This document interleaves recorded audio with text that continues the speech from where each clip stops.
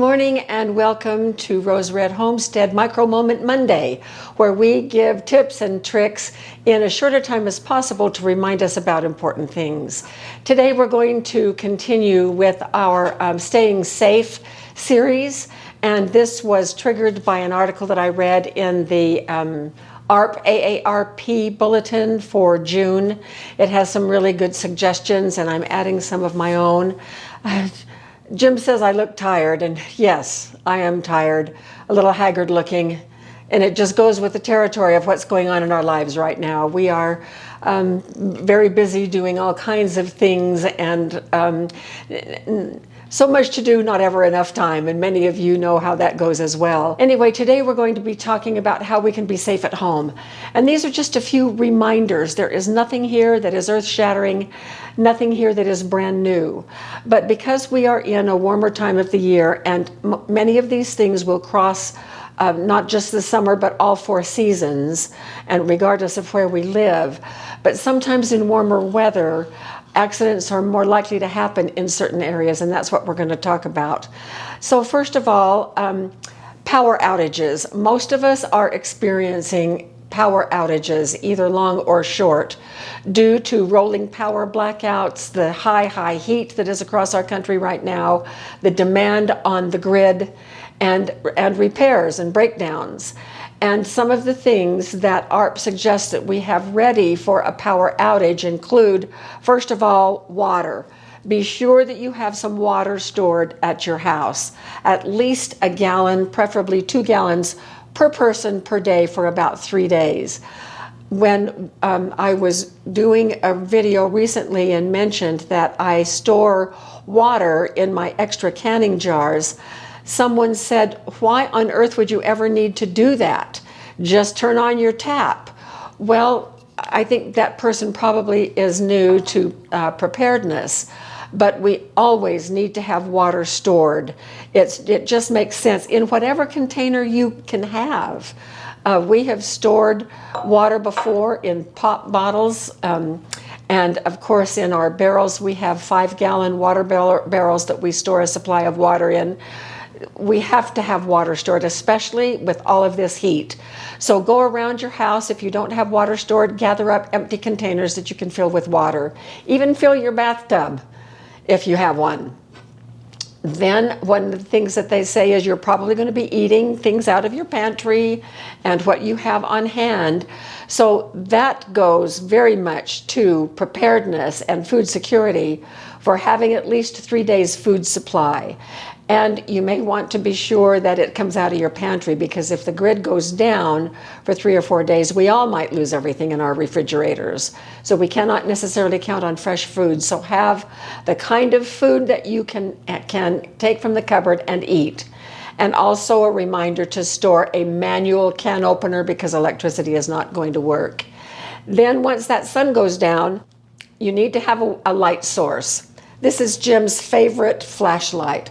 I've been wanting to retire this for several years, but you know, you can conk an intruder on the head. It's handy that way. It doesn't give off a super bright light, but Jim loves it. And so he said, don't you want to show a flashlight? And yes, I do. Honey, here's your flashlight. Oh, thank you very much.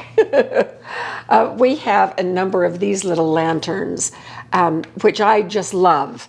These are battery operated, but we have bought batteries to store for these. And it has a couple of different settings, which I can't, oh there, it's dimmer.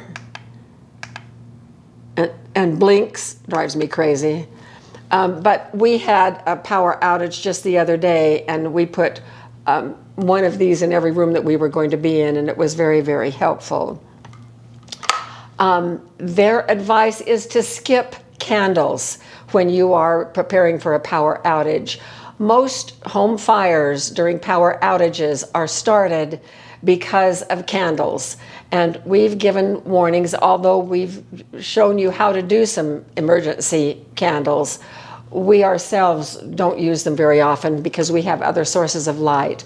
And then, if at all possible, get something that operates off of solar so that you have some solar backup power.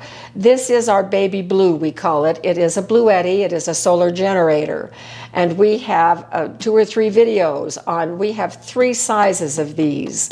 This is the smallest one. We have one that's just a little bit larger that can run my mixers and most of our appliances. Then we have a big one that can run anything in the house. And so that is our emergency backup. Plus we do have a propane generator that will run 4 rooms in our house if we need to, but we default mostly to these little solar generators. But with this baby blue, and a lot of the things I'm going to show you are up on our Amazon store if you just want to go up there and check them out. I'm not pushing you to buy anything from us at all. As you know, we donate half and half to children's hospitals from the small amount of income that we get from being Amazon associates, as they call it. But the baby blue is up there, and they run sales on those all the time, and I don't know what they are right now, but it was, I think we got this for a couple of $100s. Jim, do you remember? And this has been wonderful. This runs my computers. We can charge our phones, and it will run some appliances that don't pull a lot of watts. Okay, number 2 is fire risk. Fire risk, of course, is increased in hot weather. A couple of statistics that you might be interested in. Current time for getting out of your house once a fire starts is 3 minutes. It used to be 17 minutes, but now we have 3 minutes to get ourselves and our pets out of the house if a fire starts. And that is the first thing that you should concentrate on. Leave your computer, leave your purse, leave your wallet, but get yourself and your family out of the house if a fire starts. The reason that the escape time has dropped so much is because of the materials that are now in our homes. Our carpets, our curtains are made with products that are much more flammable than they used to be. If you have a 2-story house, and especially if you have only one stairway to get out, that stairway could very well be blocked. Make sure that you have a ladder, and I would put a ladder in each bedroom so your children can get out as well. One of those little folding chain ladders that cling onto a windowsill and then drop a chain with steps so that people can get out of those bedrooms. Check your smoke alarms, replace batteries. They also suggest that we sleep with our doors closed to minimize the impact of a fire. If a fire is going to start, a closed door will keep it out of your bedroom long enough for you to escape. I had a little bit of a problem with that. You know, I raised 6 children, and my ears were always tuned to my children in the night, and I would never sleep with my door closed. Jim and I can do that now because no one else lives with us, but you would just need to make your decision on that. And then be very, very cautious about don't start fires in the kitchen or any place else. Just be very, very mindful. A lot of times just having mindfulness about safety will prevent accidents from happening.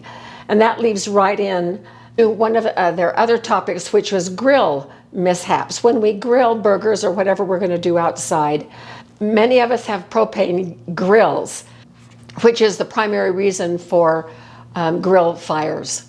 And so be sure that you are extra, extra careful. About 19,000 people per year end up in the emergency room because of grill accidents, and it's not just the cook. It is also family members and guests that get caught in the crossfire. Oh, that's a pun. Check the tank hose and the connections.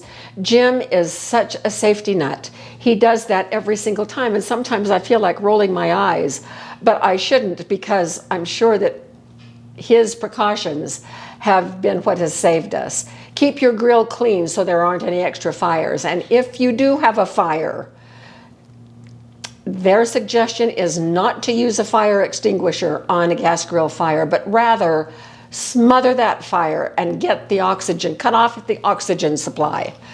Throw a blanket over it, throw a coat over it, keep something out there that you can just toss over the fire and smother the flames and cut out the oxygen. Close the lid. Oh yeah, close the lid. They did suggest that one too. Thanks for reminding me. Because that works very quickly. Yes, it would. Shut off the oxygen. Also turn off the gas. What they say in that article is wait until the fire flames are smothered before you turn off the gas. Oh, really? Yeah. Oh, okay. I suppose it would also depend on how long the hose is. If your propane tank is a ways away and you could do that safely without interference from the flames, that also would be an important thing to do. Touche. All right, the last thing is one that I have added myself, and this may be because we are in the process of, as all homeowners are, we are always in the process of keeping up our home, which means there are times that we have to climb on stools and ladders. There are times when we hose off things and leave puddles of water. And so with the warm weather and when we're working on home and yard upkeep, we need to remember to be safe, always be safe. I want to talk for a minute about ladders and stools. With experience, we have learned a thing or two about stools and ladders. These little stools, as handy as they are and as sturdy as they are great for us when we're in our trailer. Our bed in the trailer is quite high, and so each of us has one of these on our particular side of the bed. And when we get up on the bed, it's 1 foot here, and then we can get into the bed. There's hardly room for 2 feet, especially not the size of my feet. And so we've used these to reach up and turn our air conditioner on in the trailer. And I feel quite unsteady on these. If your brain is telling you that you're unsteady, then be very, very careful.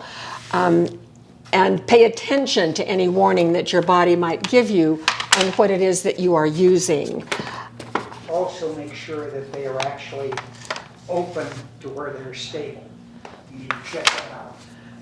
I had a sister who cut her finger very, very badly on a stool like this by when she was putting it up, and it's now facing you, but she put her fingers back here and not realizing that it wasn't all the way down and latched. She nearly cut off the tip of her finger when it latched. So this is a stool that I prefer to use in the kitchen. It's very solid. It's only 2 steps. You may notice the cabinets above the refrigerator. In order to get into those upper cabinets, I can't possibly reach them, and neither can Jim. Sometimes I will open the refrigerator door and then I can reach that. But most of the time I use this little step stool. And this, from my perspective, is a safety, a much safer than the ones that I just showed you. My new favorite ladder, I just finished recently a sheetrocking project where I was repairing some flood damage on a wall over here. And I had to texture and then paint a whole area of the wall over here.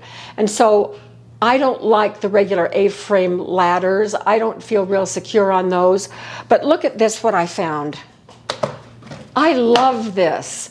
The steps are larger. My whole foot will fit here. This has a little compartment for tools. And best of all, when I climb this ladder, I have something to hang on to out here. And when I was all the way up, standing up here and working on the ceiling, there was a time or two that I nearly lost my balance with a paintbrush in one hand. And so I was able to catch hold of these. So this, for any of us who are a little bit unsteady with age or whatever, this is a great little ladder. And I could reach over here where I did this wall all the way up to the ceiling when I stood up here, because I had a couple little places I needed to patch on the ceiling. Water puddles and slips. Be sure that you always wear the right kind of shoes for what it is that you are doing. I rarely wear flip-flops, but I have been wearing them around the past couple of days. It's so hot. And our floor in the house is a slate floor, and therefore it's very uneven. It has little ridges and edges. And the edge of my flip-flops was catching on some of those ridges to where I was almost tripping. I threw those flip-flops away. I am not going to take any chances. Then the other thing is proper shoes always with the right kind of grip, then gloves when necessary, and especially if you operate power tools, whether it's lawnmowers or hedge clippers or whatever. I have a little hand tool that has a 3-bladed clipper that goes back and forth like this. It's about 3 inches long. And about 3 years ago, I was out doing some trimming, and I have operated power tools my entire adult life. I've been trained in safety. I know how to be safe, but even in spite of all of that, I did the dumbest thing. Number one, I wasn't wearing gloves. And number two, I took a hold of some leaves, some growth, and pulled it aside when I was trimming right next to it, and I caught through my nail to the bone and cut. It was over before I even realized it.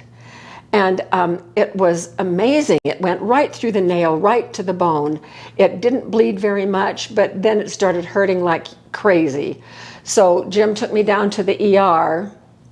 The hardest part for me was the doctor had to give me all kinds of shots around the base of this finger to deaden the whole thing. And then she stitched right through my fingernail.